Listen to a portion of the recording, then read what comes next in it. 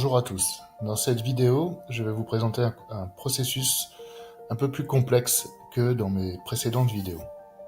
Dans la partie de Interop Design, dans les modèles, vous pouvez créer un nouveau modèle. Donc pour ma part, nous allons partir sur la réponse d'offre. Donc une fois dans le détail de mon processus, je vais rentrer dans la partie de modélisation. Donc voici mon processus d'appel d'offres.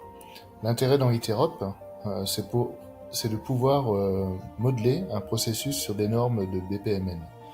Donc le processus est designé de cette manière-là et fonctionne de cette manière. Donc pour reprendre rapidement mon processus, je vais avoir l'analyse du besoin suite au démarrage du processus, qui va être une tâche. En parallèle, j'ai deux événements qui sont en écoute permanent. Un qui va se déclencher donc une journée après la fin de la date de réponse de mon appel d'offres. Donc ceci afin de pouvoir arrêter mon processus même s'il n'a pas été complété, puisque ça ne sert plus à rien de répondre à un appel d'offres si la date de dépôt des dossiers a été dépassée. Donc ces terminaisons d'envoi de signal d'erreur est gérée par un sous-processus d'événements qui, à chaque fois que cet événement va se déclencher, va envoyer un mail pour analyser la cause de l'arrêt du processus.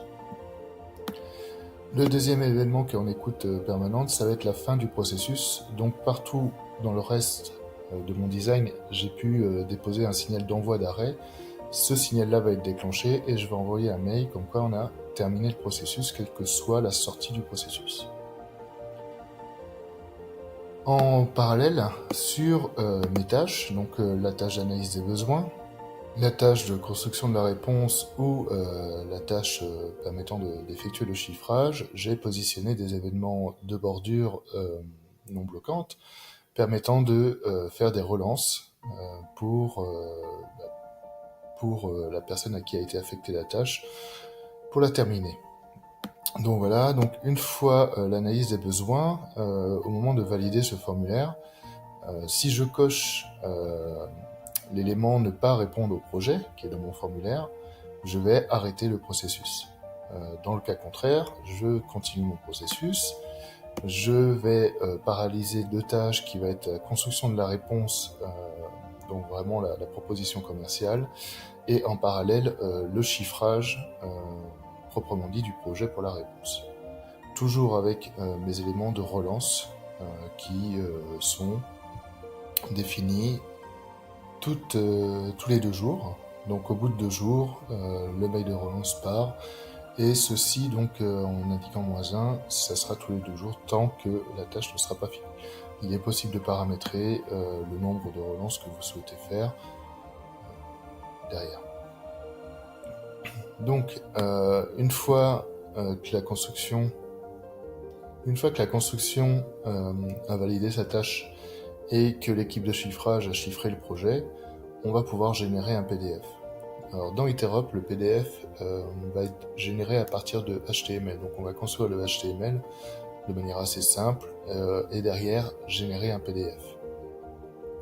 Une fois que mon PDF est généré, je vais valider la réponse, donc relecture de la proposition commerciale, relecture du chiffrage, et donc pouvoir valider la réponse. Je vais envoyer à la personne pour signature, donc la personne côté entreprise va pouvoir signer et va envoyer également la signature au client afin d'avoir une signature des deux côtés. Après la signature, donc ici j'ai un élément d'écoute qui va être déclenché au moment où le client aura signé la proposition. Donc pour ce faire, j'ai un petit processus ici qui est en attente de réception de la signature.